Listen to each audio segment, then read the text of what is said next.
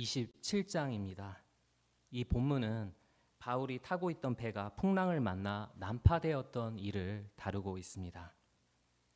제가 이 본문을 고른 이유는요, 이 말씀이 특히 오늘날처럼 많은 사람들이 시련을 직면하고 있는 가운데 매우 중요한 메시지를 가르치고 있기 때문입니다.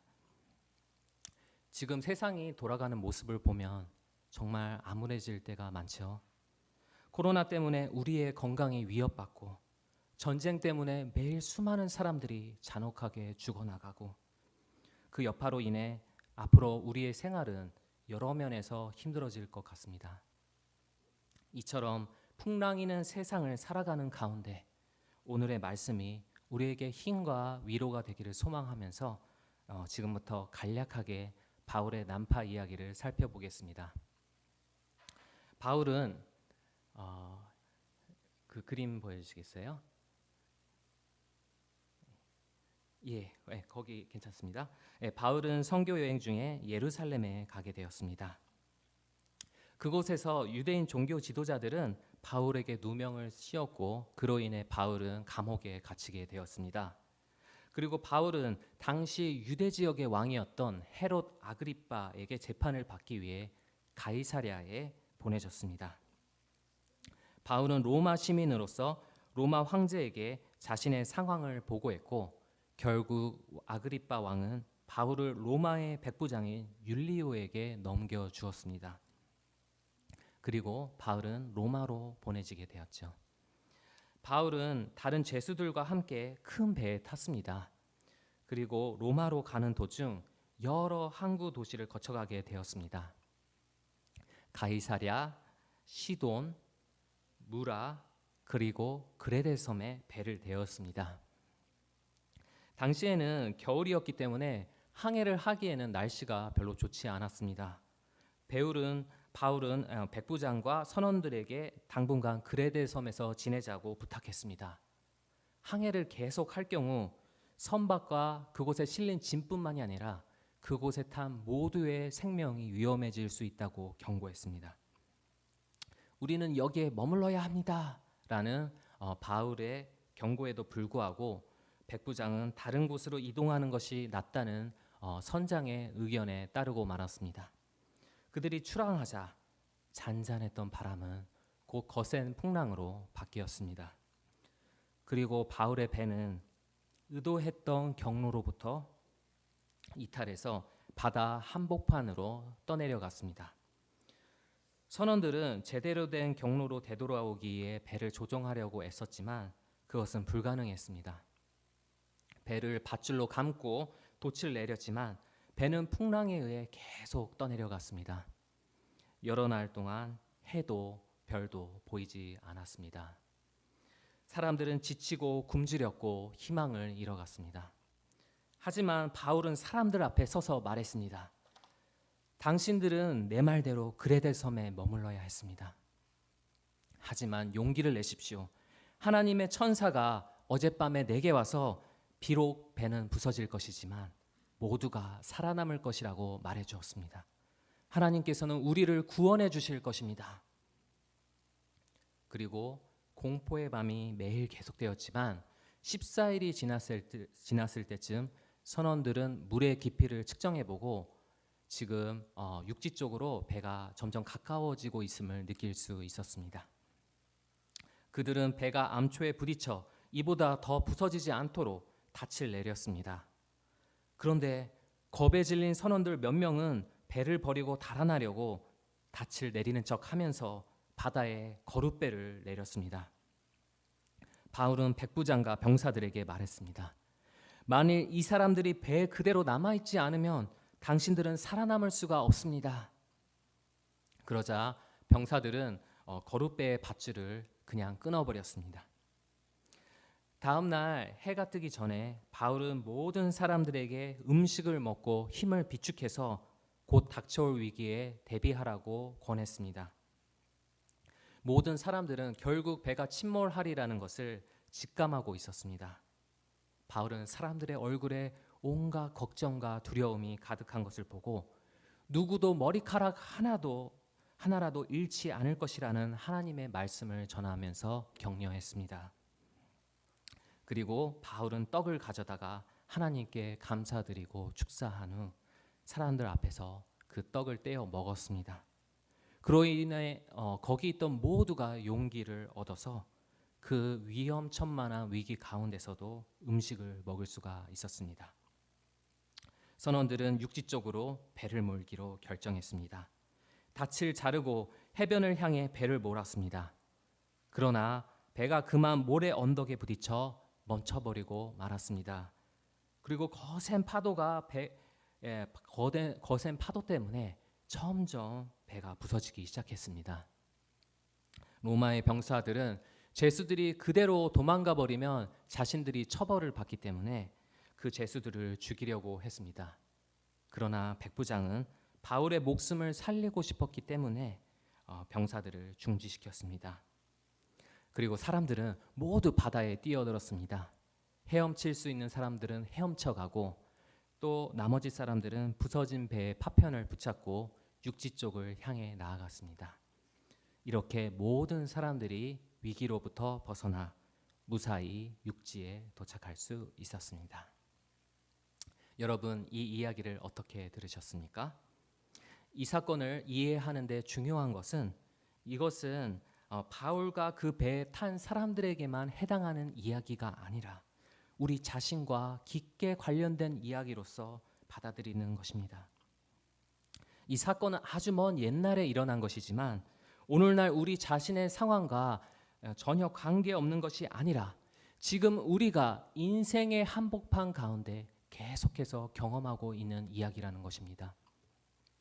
이 이야기의 메시지를 우리 자신의 상황에 적용하기 위해서는 우리는 먼저 이 성경 본문을 쓴 누가가 어떠한 의도로 이 사건을 기록했는지, 어떠한 표현을 사용했는지를 이해해야 합니다. 바울이 바다 위를 항해하고 있었을 때 거센 풍랑이 일었죠. 이것은 실제로 일어났던 일입니다. 그러나 우리는 이 사건에 대해서 단순히 풍랑이라는 자연현상이 일어났구나라고 이해하는 것으로 끝나는 것이 아니라 저자인 누가가 이 사건을 통해서 우리에게 무엇을 가르치고자 하는지를 알아야 합니다. 먼저 바다와 풍랑에 대해서 살펴봅시다. 오늘날의 우리에게는 바다는 그저 물이 많이 모여 있는 곳이죠. 그런데 고대 중동에 살고 있던 사람들에게 있어 바다는 그냥 물이 많이 모인 곳일 뿐만이 아니라 혼돈을 나타내는 상징이었습니다. 특히 풍랑이는 바다는 당시의 사람들에게 있어 혼돈을 나타내는 가장 대표적인 이미지였습니다. 이스라엘 사람들도 그러한 문화 속에서 살고 있었습니다. 그래서 하나님이 홍해를 가르신 출애굽의 사건을 보고 단순히 하나님이 기적을 일으키셨구나라고 이해하는 것만으로 끝나지 않았습니다. 하나님은 우리 인간의 죄로 인해 깨어져 버린 이 세상의 혼돈을 정복하시고 자신의 백성을 구하신 위대한 분이다라는 그 사건의 의미까지도 분명히 느꼈습니다.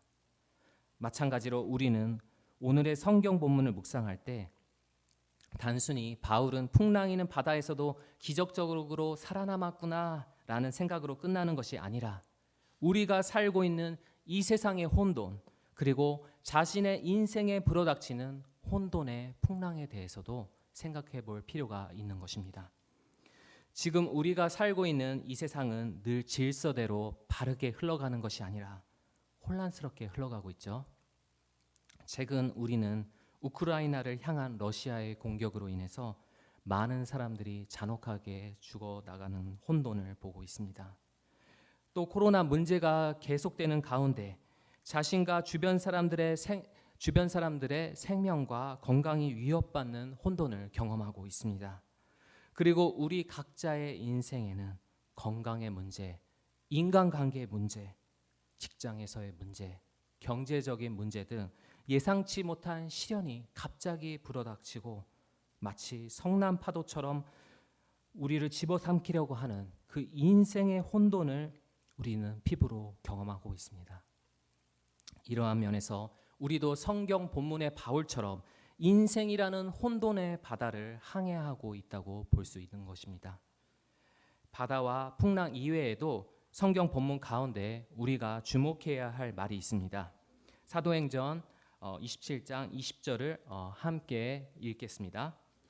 여러 날 동안 해도 별도 보이지 아니하고 큰 풍랑이 그대로 있음에 구원의 여망마저 없어졌더라.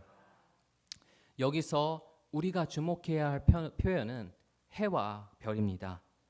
누가는 바울과 사람들이 풍랑이는 혼돈의 바다 위에서 해도 별도 보이지 않는 어둠을 경험했다고 말했습니다.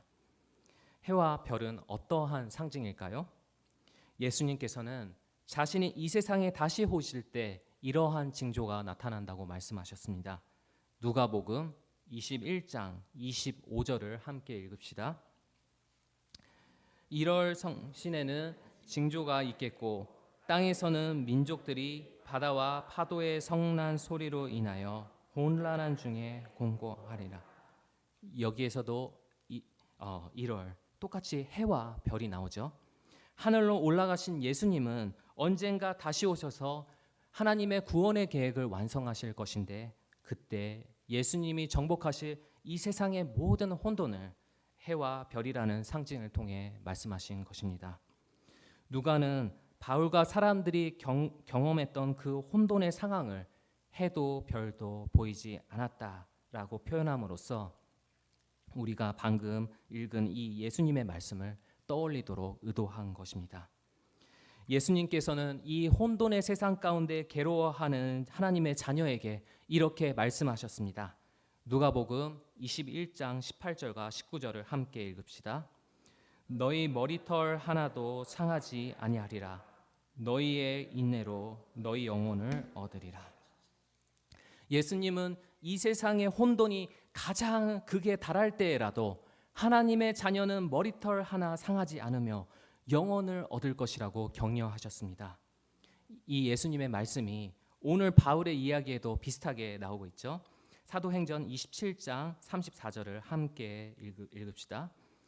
음식 먹기를 권하노니 이것이 너희의 구원을 위하는 것이요 너희 중 머리카락 하나도 잃을 자가 없으리라 하고.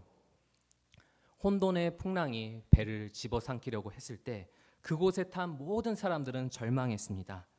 그러나 바울은 하나님의 자녀는 머리카락 하나라도 잃지 않는다는 예수님의 말씀을 사람들에게 상기시키며 격려했습니다. 누가복음, 사도행전 이 두 권을 누가 기록했죠? 누가입니다. 누가복음과 사도행전 모두를 기록한 누가는 사도행전의 바울의 이야기를 의도적으로 누가복음의 예수님의 말씀과 연결시킵니다. 이것은 살아가는 가운데 수도 없이 직면하게 되는 인생의 풍랑이는 바다 위에서 우리가 붙들 수 있는 유일한 희망은 오직 우리 주 예수 그리스도와 그가 하신 말씀, 즉 복음뿐이라는 것을 가르치기 위해서였습니다. 여러분은 지금까지 살아오시는 가운데 어떠한 인생의 풍랑을 경험하셨습니까? 제 개인적으로 이런저런 시련이 있었지만 아직 어리기 때문에 제 자신의 직접적인 경험보다는 목회를 하는 가운데 교회 분들을 통해서 간접적으로 경험하는 경우가 훨씬 많습니다. 그 중에서 뭐라고 위로해야 할지 단 한마디도 떠오르지 않을 만큼 무거운 시련과 싸고 계시는 성도분이 저희 교회에 계셨습니다. 60대 초반인 그 형제는 원래 밝고 사교적인 성격의 좋은 직장에서 일하고 있었습니다. 그런데 20대 후반에 그의 인생에 큰 풍랑이 일고 말았습니다. 중요한 뇌신경 부분에 문제가 생겨서 현대의학으로는 치료하기 어려운 심한 우울증을 앓게 되었습니다.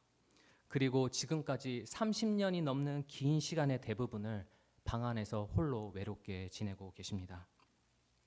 매일 주일이 되면 예배를 드리고 싶은 마음은 간절하지만 그 예배당의 마이크 소리 그리고 스피커 소리, 악기 소리가 뇌신경을 너무나 자극하기 때문에 교회에 갈 수가 없습니다. 사람들과 교제하고 싶지만 몸 상태가 수시로 변하기 때문에 약속 시간을 잡아도 그 시간에 몸 상태가 다른 사람과 이야기할 수 있을 정도가 될지 장담할 수가 없습니다. 특히 일본은 약속 시간을 중시하는 문화이기 때문에 그는 다른 사람과 교제하지 못하고 늘 혼자 고립되었습니다. 그래서 저는 그와 만나는 날에는 그날 모든 스케줄을 비워놓고 지금은 몸 상태가 괜찮습니다 라는 연락이 오면 바로 출발합니다. 어느 날은 그가 저에게 이렇게 말했습니다. 목사님, 저는 지금까지 30여 년 동안 우울증 때문에 아무것도 하지 못했습니다. 그리고 어느새 저는 60대의 노인이 되었습니다. 남은 마지막 30년은 하나님을 위해 조금이나마 무엇인가를 하고 싶은데 하나님은 저에게 건강을 허락해 주실까요? 만약 바울이 그 형제 옆에 있었다면 그 풍랑이는 인생의 바다 속에서도 힘과 위로가 될 만한 말씀을 전했겠죠. 그런데 저는 뭐라고 위로해야 할지 몰라서 아무 말도 하지 못했습니다. 형제가 겪고 있는 시련의 무게에 압도당해서 장담할 수 없는 희망을 주기가 두려웠던 것입니다. 그저 이야기를 들어주고 짧게 기도로 마무리한 후 목사로서 깊은 무력감에 빠진 채로 집에 돌아왔습니다.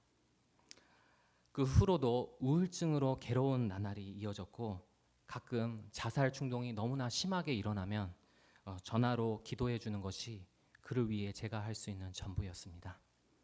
그의 삶 전체를 통째로 삼켜버리려는 그 풍랑이는 바다가 옆에 있는 저에게도 고스란히 느껴졌습니다. 그리고 나서 몇 개월이 지나 저는 다시 그 형제를 방문했습니다. 안타깝게도 그의 몸 상태는 이전과 별로 달라진 것이 없었습니다. 그날은 날씨가 매우 맑아서 그 형제와 옥상에 올라가서 바닥에 누워 함께 하늘을 보면서 이야기를 나눴습니다. 이전과 비슷한 내용의 이야기가 반복되면은 어떻게 위로해야 할까라고 솔직하게 고민이 되더라고요. 하지만 형제는 제 예상과는 전혀 다른 이야기를 했습니다. 목사님, 저는 왜 제게 이러한 시련이 일어났을까 자주 생각합니다. 32여 년 동안 괴롭고 힘들 때가 너무나도 많았습니다.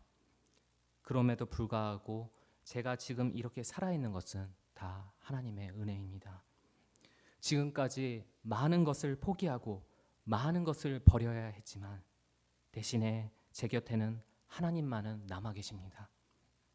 하나님밖에 남지 않은 지금 이 모습으로도 제 인생은 소중한 가치가 있다는 걸 느끼고 있습니다.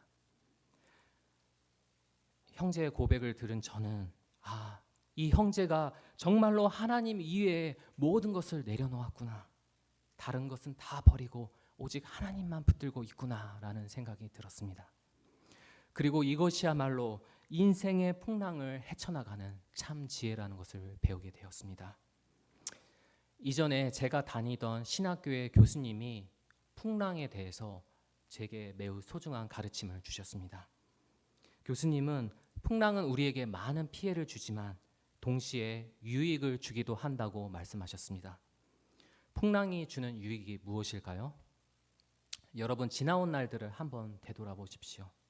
여러분을 그토록 아프고 힘들게 했던, 괴롭게 했던 인생의 풍랑이 도대체 여러분에게 무슨 유익을 주었습니까? 풍랑이 우리에게 주는 유익은, 풍랑은 우리로부터 언젠가 떠나가 버릴 것은 무엇인지, 반대로 우리에게 영원히 남는 것은 무엇인지를 확실하게 보여준다는 것입니다. 풍랑은 우리로부터 언젠가 떠나가 버릴 것은 무엇인지, 반대로 우리에게 영원히 남는 것은 무엇인지를 확실하게 알려줍니다. 거세게 이는 풍랑 앞에서는 무엇이 헐거운 것인지, 무엇이 견고한 것인지가 명확하게 드러납니다. 겉만 화려한 것, 내실 없는 것, 일시적인 것, 덧없는 것, 허망한 것, 그 모든 것이 풍랑에 의해 무너지고 날아가 버립니다. 영원히 우리 곁에 남을 듯 했으나 멀리 떠나가 완전히 사라져 버리는 것입니다. 그러나 반대로 튼튼한 것, 견고한 것, 깊이 뿌리 내린 것, 겉은 초라해 보여도 안은 꽉 차 있는 것, 내실 있는 것, 가치 있는 것, 의미 있는 것, 영원한 것은 그 파괴적인 풍랑 뒤에도 모두 우리의 곁에 남습니다. 풍랑은 이처럼 자신과 자신이 사랑하는 이의 생명을 지키기 위해서 우리가 버려야 할 것과 반드시 붙들어야 할 것이 무엇인지를 깨달을 기회를 주는 것입니다. 폭풍이 불어닥치고 배가 부서질 위기에 처하자 사람들은 배의 무게를 줄이기 위해서 모든 것을 바다로 내버리기 시작했습니다. 자신의 짐과 그동안 소중히 쌓아온 삶의 안전장치, 음식까지 전부 버려버렸습니다. 사람들이 버린 것들 속에는 그들이 무엇보다 아껴왔던 값진 물건들이 많이 있었을 것입니다. 그러나 풍랑 앞에 자신의 생명이 위협받자 이전에는 중요하게 느껴졌던 그 모든 것들이 가치를 잃어버렸습니다. 생명의 본질, 우리의 인생의 본질과는 전혀 상관이 없기 때문이었습니다. 그러나 반대로 사람들은 이전에는 하나님의 말씀에는 전혀 관심이 없었지만 폭풍이 불어닥치자 살아남기 위해서, 생명을 지키기 위해서 바울이 전하는 하나님의 말씀을 굳게 붙들었습니다. 하나님의 말씀은 생명 그 자체이기 때문입니다. 우리도 이처럼 언젠가 불어닥칠 인생의 풍랑 앞에서 무엇이 부셔져 날아가 버릴지, 무엇이 남겨질지를 확실하게 보게 될 것입니다. 아마도 무지개교회의 교인이라면 라틴어로 메멘토 모리라는 말을 여러 번 들어보셨을 것입니다. 어떤 뜻이죠? 자신의 죽음을 기억하라.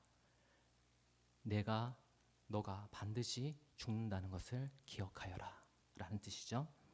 자신이 언젠가 죽는다는 것을 모르는 사람은 없을 것입니다. 하지만 문제는 자신이 죽는다는 정보를 머리로만 인식할 뿐 마음은 인정하지 않는다는 것이죠. 그래서 많은 경우 우리 인간은 지금의 이 삶이 영원할 것처럼 살아갑니다. 이 땅에서 우리가 잠시 손에 쥐는 것들이 마치 영원히 자기 곁에 남을 것처럼 하나라도 더 손에 넣기 위해 애를 씁니다.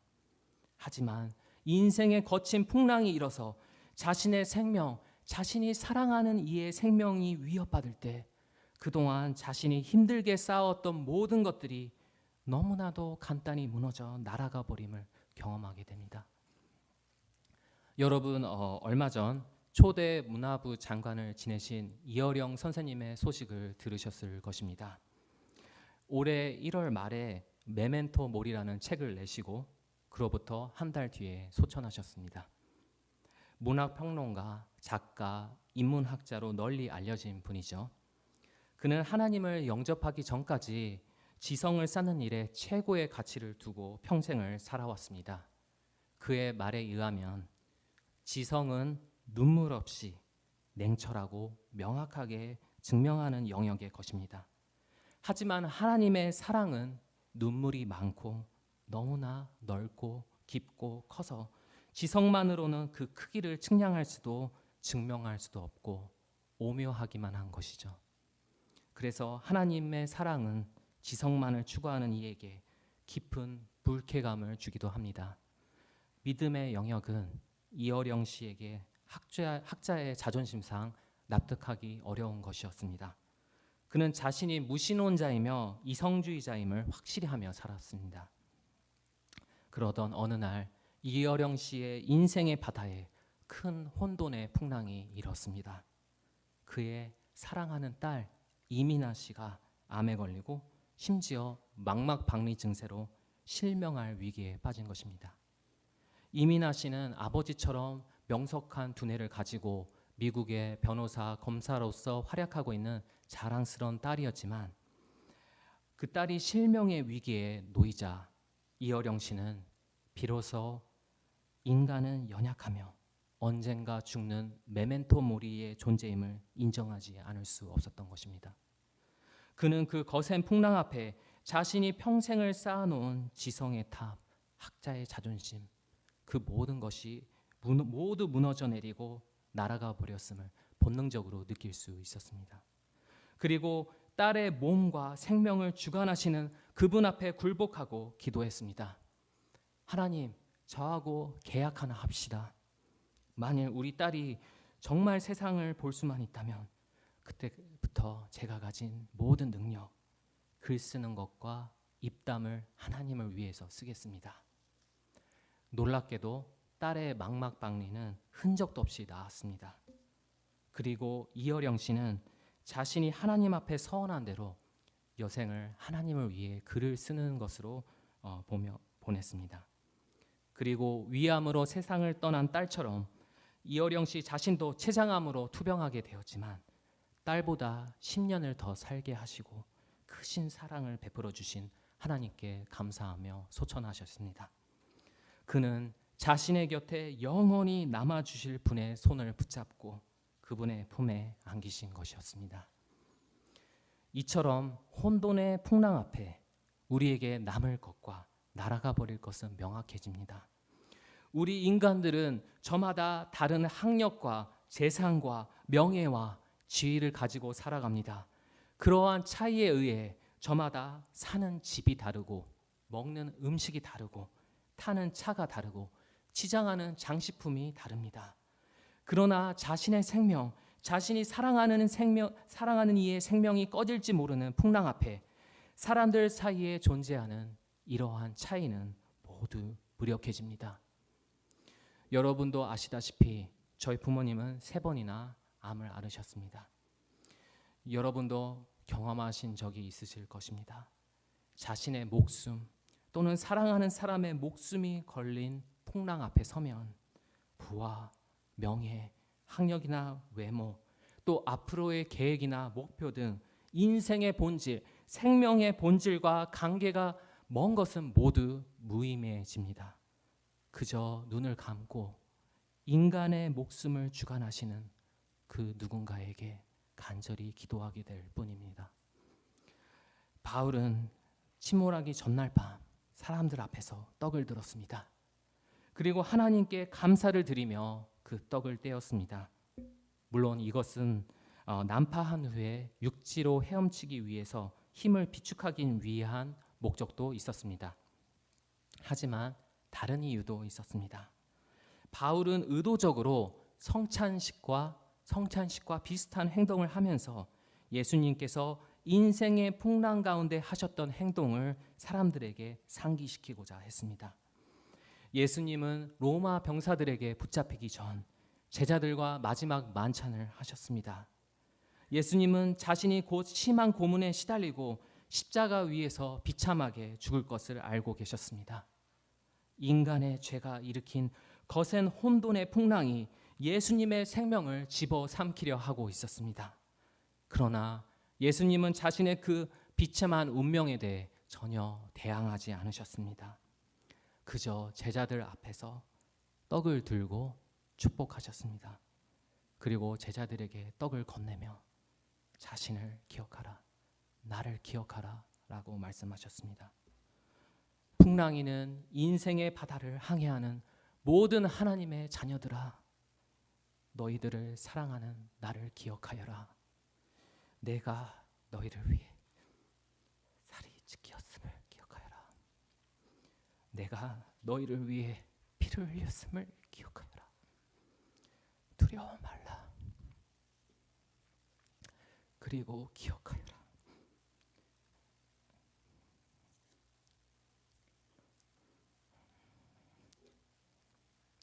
이 혼돈의 풍랑 앞에 너희의 모든 것이 사라져버릴지라도 너희를 위해 모든 것을 버린 나만은 너희들 곁에 영원히 남으리라.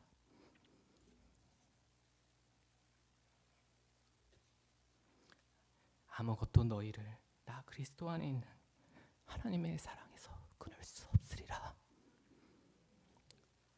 이것이 예수님이 죽으신 후 그 거친 풍랑을 경험할 제자들에게 남기신 예수님의 유언이었습니다.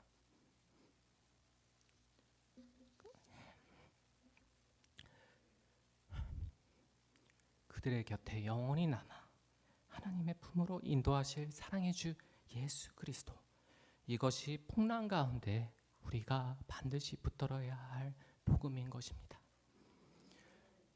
여러분은 지금 이 순간 어떠한 인생의 풍랑을 경험하고 계십니까? 그리스도를 붙들으십시오. 그가 가르치신 복음을 붙드십시오. 아직 위협을 느낄 만한 풍랑을 만나본 적이 없으십니까? 곧 그 풍랑이 불어올 것입니다. 폭풍 속에서 날아가 버릴 것은 내려놓고 영원히 남을 것을 붙드십시오. 인생과 생명의 본질을 붙드십시오. 자신의 생명으로 모든 풍랑을 잠재우신 예수 그리스도 안에서 복음을 믿고 복음대로 사십시오. 하나님의 자녀는 그리스도 안에서 머리카락 하나 잃지 않으며 하나님의 사랑으로부터 영원히 끊어지지 않을 것입니다. 이 복음의 진리만이 풍랑 뒤에 남겨질 것임을 믿게 되기를, 그리고 그 진리를 굳게 붙드는 우리 모두가 되기를 사랑의 주 예수 그리스도의 이름으로 축원합니다. 기도하겠습니다. 하나님 아버지, 저희들은 연약하여서 언젠가 죽고 마는 메멘토 모리의 존재임을 망각하고 살아갑니다. 이러한 저희를 불쌍하게 여겨주시고 우리 주 예수 그리스도를 우리의 곁으로 보내주시어 우리의 곁에 영원토록 남아 있게 하심을 감사드립니다. 우리가 풍랑이는 인생의 바다 위에서 무엇이 날아가 버릴지, 무엇이 우리의 곁에 영원히 남을지를 구별할 수 있는 지혜를 주시고 오직 예수 그리스도의 은혜만을 붙잡고 주어진 인생의 여정을 항해해 갈 수 있도록 도와주시옵소서. 죽고 사는 일과 관계없는 일에